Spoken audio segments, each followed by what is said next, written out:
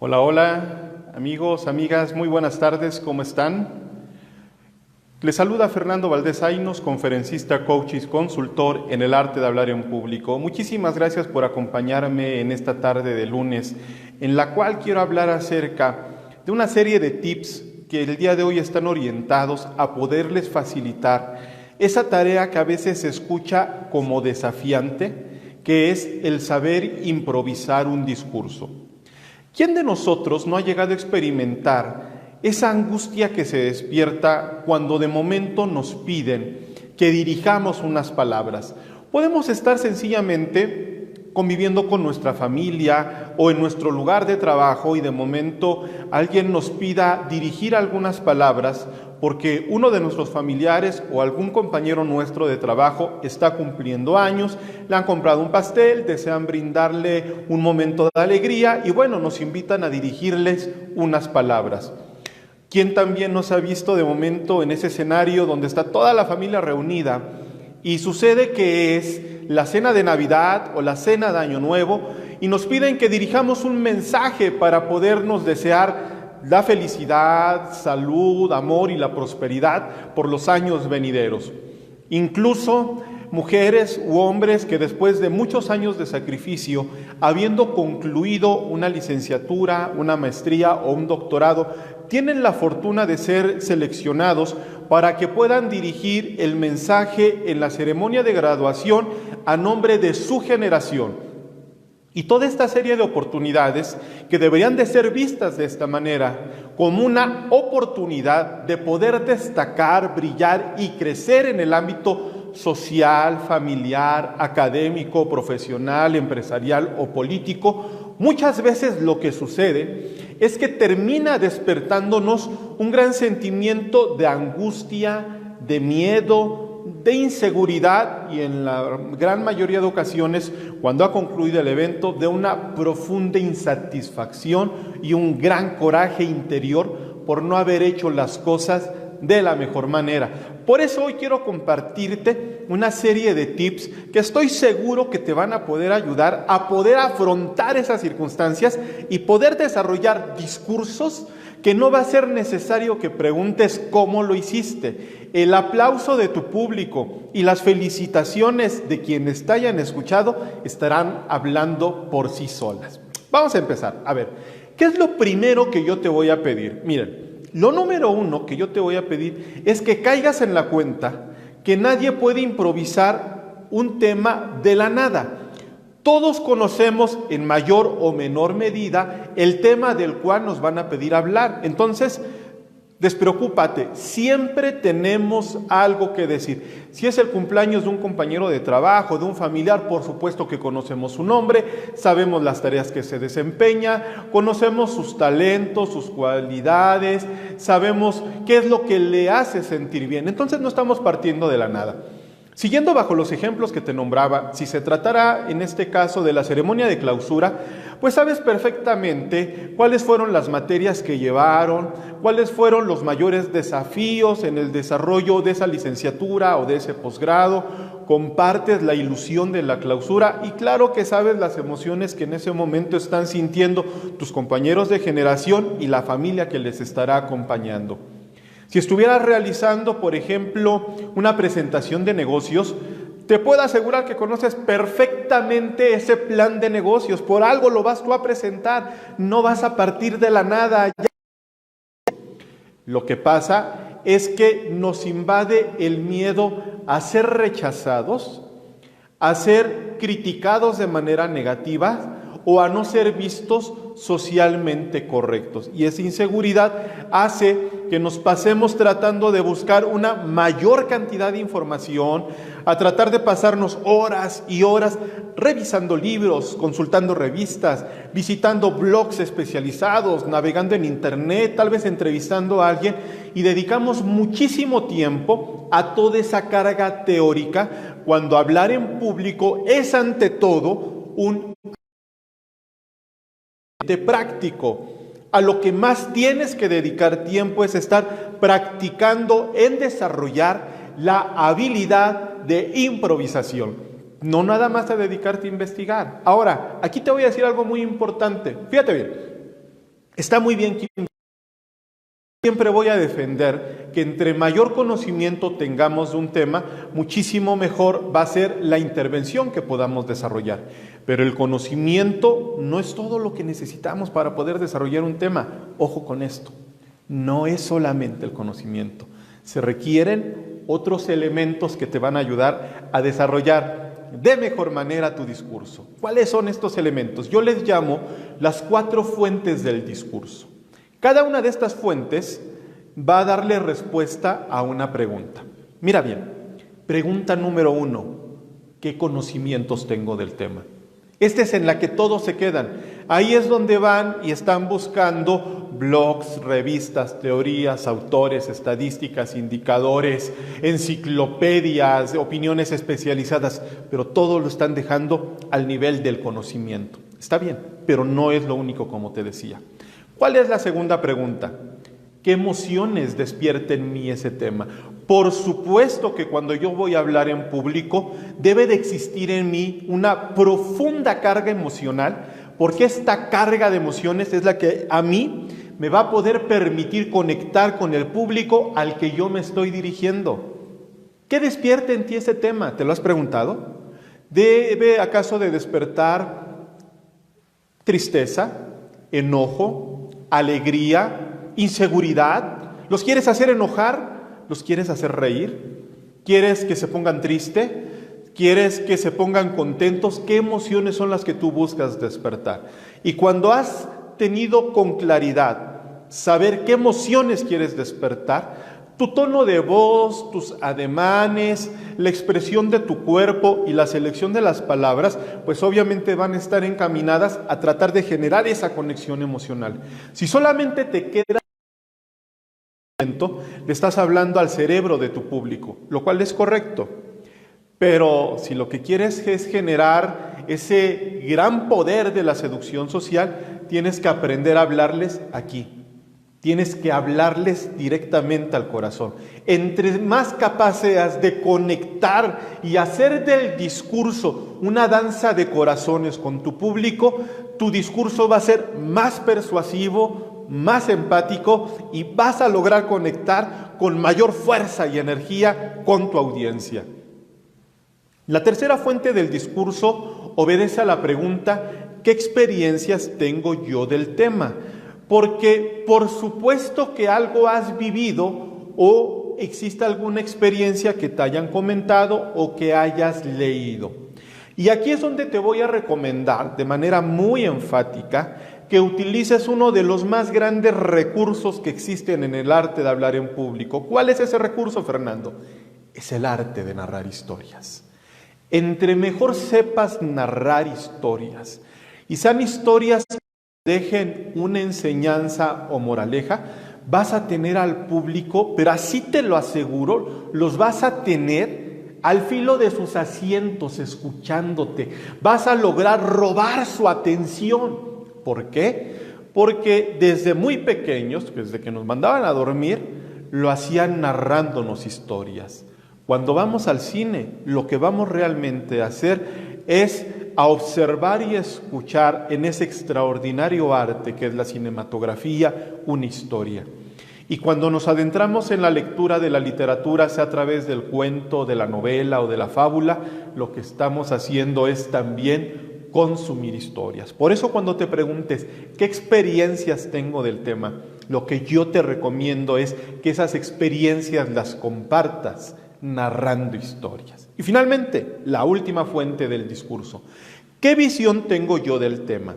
Porque por supuesto que ese tema lo puedes trasladar hacia el futuro y entonces es cuando a la persona que está cumpliendo años le deseas que viva muchos años más, que tenga salud, que los viva con amor, que sus metas y aspiraciones se hagan realidad. O si seguimos en el ejemplo de la clausura de tu generación, pues les vas a desear que continúen con un nuevo grado de estudios, que no olviden todas las ilusiones y que ahora con ese título profesional que están conquistando salgan convencidos de poderlo alcanzar. O si estás presentando ese proyecto de negocios, pues por supuesto que les vas a decir hasta dónde puedes hacerlo escalable y cuál es el flujo de ingresos que podrás estar generando. Pero siempre vas a tener la posibilidad de hacer que quienes te están escuchando los traslades hacia el futuro. Entonces, ¿qué sé del tema? ¿Qué emociones me genera el tema? ¿Qué experiencias tengo? ¿Y cuál es la visión de futuro que tengo yo acerca de ese tema que yo les estoy compartiendo? Cuando te das cuenta de esto, podrás recapitular que cuando piensas solamente en compartir conocimientos, estás abocando ahí el 100% de la materia del discurso, cuando podría en un determinado momento ocupar apenas entre un 25 y un 30%. Con ello no te estoy diciendo que no estudies del tema, jamás me atrevería a decir eso. Lo que te estoy diciendo es que los puros conocimientos serían tanto como leer una enciclopedia en voz alta, y eso no emociona, eso no es arte. Para que sea arte tienes que dirigirte al corazón, trasladarlos hacia el futuro y por qué no narrarles una historia poderosa que logre cautivarlos. Eso es lo que yo te estoy diciendo. Lo que después vas a tener que hacer es aprender también un nuevo concepto.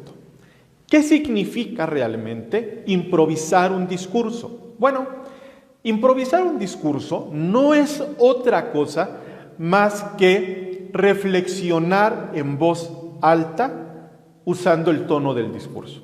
Tal y como lo escuchas, qué simple es reflexionar en voz alta pero siguiendo el orden del discurso.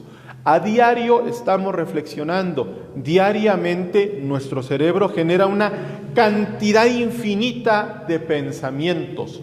Lo único que vamos a hacer ahora es que esa carga de ideas que tenemos las vamos a pronunciar en voz alta y lo vamos a hacer siguiendo un tono conversacional, un tono empático, dando las inflexiones de voz que conecten con las emociones para lograr cautivar a la audiencia. No lo olvides, no solamente es hablarle a la cabeza, sobre todo es hablarle al corazón.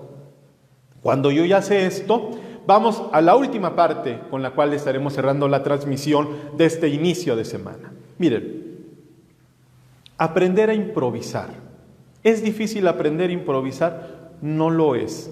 Solo que si tú piensas que es diferente, pues te vas a bloquear solo y pues lo vas a hacer difícil. Pero en esencia real, no es para nada difícil aprender a improvisar. Más cuando te vuelvas consciente de lo que ahorita te voy a decir. Mira, cuando naciste ¿sabías hablar? No. ¿Qué hiciste? Aprender a hablar. ¿Sabías vestirte? No. ¿Qué hicimos? Aprendimos. ¿Sabíamos manejar un auto? No. ¿Qué hicimos? También aprendimos. Realmente cuando volteas, todo lo que hacemos es producto del aprendizaje. Ha sido esa facultad la que nos ha permitido colocarnos por encima de todas las figuras animadas. Esto nos dice, como comparte el autor Robert Greene en uno de sus libros extraordinario que se llama Maestría, que el proceso de aprendizaje es ante todo un proceso neurológico. Es decir, ponemos las neuronas a trabajar, punto.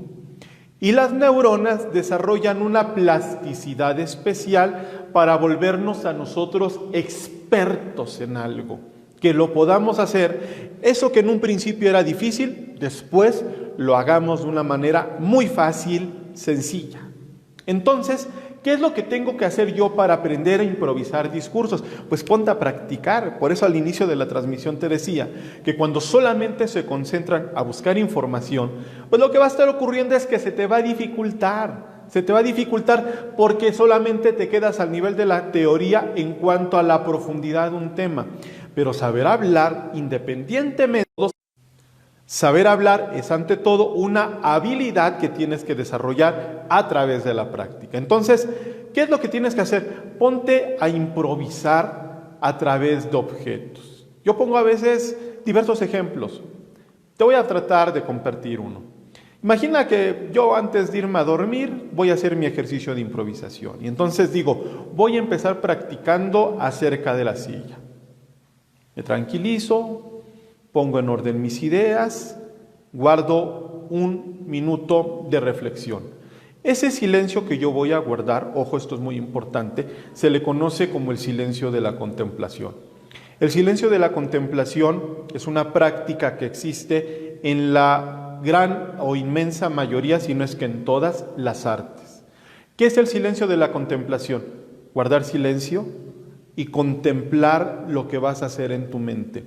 Un escultor no va a agarrar el barro o la materia con la que vaya a trabajar y de inmediato se pone a hacer una figura para ver al final qué le sale. No, ya la tiene mentalmente elaborada y lo que hace después es comenzar a desarrollarla a través de esa materia. Un pintor no va a agarrar de inmediato un lienzo o la pintura y los pinceles y se va a poner a pintar para ver al final qué sale, aunque a veces así parezca. Ya tiene visualizado previamente qué es lo que va a hacer. Entonces, lo que tú tienes en ese instante que hacer es reflexionar qué voy a decir, en qué orden y con qué palabras. Entonces, luego me dicen, ¿lo hago de inmediato? ¿Se vale que le piense? No, pues le tienes que pensar. Pues es la cualidad que nos hace humanos, la capacidad de pensar. Ya después agarras, te avientas al ruedo y comienzas a hablar. Entonces, siguiendo bajo el ejemplo de la silla, es como si yo empezara. El día de hoy me ha tocado hablar de la silla. Y yo creo que al inicio de la historia del hombre, cuando éste regresaba cansado de su jornada de trabajo, buscó recuperar sus fuerzas sentándose en el piso. Le resultó incómodo y gracias a su profunda e inmensa inteligencia, después usó una piedra y más tarde seguramente algún árbol para tratar de sentarse y recuperar energías. Pero fiel a su inmensa capacidad de transformación de su entorno y los diferentes elementos que le rodeaban, logró manipular a través de las herramientas que tenía la madera, los metales con el dominio del fuego, el cristal y otros materiales que le permitieron no solamente perfeccionar la silla, sino generar diversas modalidades para otros fines. Por ejemplo, para poder montar a caballo, creó la silla de montar. ¿Por qué no decirlo también? Que muchas veces los pueblos entraban en combate cuando por la ambición del afán expansionista, el poder y la política, se mataban naciones enteras con tal de que un hombre ocupara ese trono. Y ese trono no era otra cosa más que una silla excesivamente adornada. Actualmente existen ciertos países en los cuales, cuando se considera que un ciudadano representa un peligro para otros miembros de la sociedad, se le condena a la pena de muerte a través de la silla eléctrica. ¿Y por qué no decirles que en alguna ocasión observaba una fotografía color sepia en donde estaban Villa y Zapata sentados, riéndose de manera burlona, pero ocupando la silla presidencial del exdictador Porfirio Díaz Mori? Y seguramente se están atacando de la risa porque van a decir que es una locura todo lo que estoy diciendo sobre la silla. Pero lo que estoy haciendo es un ejercicio que al paso de la repetición y la repetición genera que mi cerebro desarrolle una plasticidad neuronal que al paso del tiempo se vuelve una destreza, se vuelve el desarrollo de un talento que a mí me permite, cuando leo un libro, cuando hablo de mi licenciatura, cuando recuerdo mis lecturas de la maestría o cuando recuerdo el oficio que aprendí con mi padre o lo que sea, pero que finalmente ya es conocimiento que yo tengo aquí metido, pues con esa habilidad me permite hablar y desarrollar sin problema un tema o una conferencia. Y como sé que ya tengo esa habilidad, pensar en improvisar pues no me genera problema. Por eso te pido que tengas presente esto. Aprender a improvisar solamente te exige ponerte a practicar. No importa si en tus primeros ejercicios solamente hablas 10 segundos, eso es lo de menos. Lo importante, número 1, es que empieces y número 2, que tengas un avance progresivo. Hoy improviso 10 segundos, mañana 20, pasado 30, al cabo de una semana ya hablo 1 minuto, a la siguiente 2 y al cabo de unos cuantos meses ya puedo estar haciendo discursos de 10 o 15 minutos. Y no te digo que los... Lo que quiero hacer hincapié es que ahí estarás demostrando que ya has logrado desarrollar esa nueva habilidad que te va a dar mucha seguridad cuando te ves en la necesidad de hablar en público.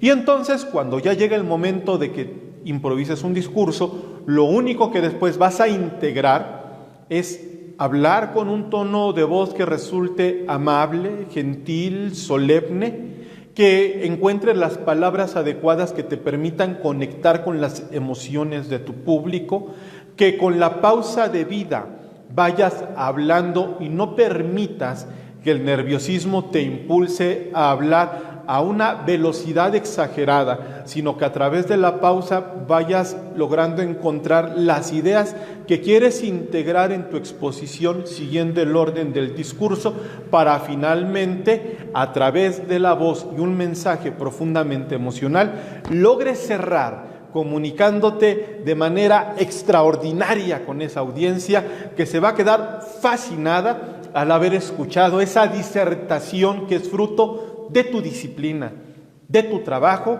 y de esa gran energía que tienes cuando de hablar en público se trata. Amigos, muchísimas gracias por haberme acompañado, gracias por estar en esta transmisión. Les invito a compartirla, estaré, como ya les venía yo diciendo, compartiendo diferentes tips, ejercicios y herramientas sobre temas de desarrollo humano y también sobre el arte de hablar en público. Veo aquí a muchos de nuestros amigos que se han venido conectando y aquí algunos que nos han venido escribiendo. Muchísimas gracias a Mels Vargas. Gracias por conectarte, me da muchísimo gusto que estés aquí con nosotros. A Leti Hernández también, saludos, muchas gracias por acompañarnos en la transmisión. A nuestro amigo Esteban Ibarra, me da mucho gusto que estés por aquí, muchísimas gracias. A todos ustedes, antes de irme, amigos, quiero compartirles un pequeño mensaje para quienes son seguidores de esta página Habla en Público Exitosamente, que son del estado de Tlaxcala y desde luego también de otras partes de la República. Quiero compartirles un par de ideas, dejando un poquito al lado el tema de hablar en público. Miren, en mis cursos para hablar en público siempre inicio comentando acerca de un dios que en la antigua Grecia se llamaba Fobos. Saludos a nuestro amigo Arturo de Casa, gracias por sumarse. Bueno, les decía, comenzamos el curso hablando acerca de Fobos. Fobos, de acuerdo a la mitología griega, era el dios del miedo. La literatura de la época ateniense lo comenta de manera metafórica diciendo que los pueblos griegos antes de entrar en combate percibían la presencia de Fobos que flotaba entre ellos.